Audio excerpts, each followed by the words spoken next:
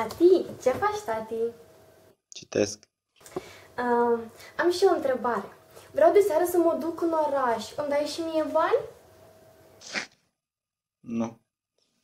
Nu-mi dai. Dar pentru o rochiță, vreau să-mi iau o rochiță. Nu, îmi dai bani pentru rochiță? Nu am bani. Nu ai bani. Înțeles. Dar, uite, pentru o carte. Vreau să iau și eu o carte să citesc. Îmi dai bani pentru carte? Da, aia s-a inventat internetul. Nu crezi că ar cam fi timpul să te duci la teatru? Perfect! Îmi dai bani pentru teatru? Nu știai că e gratis? E gratis?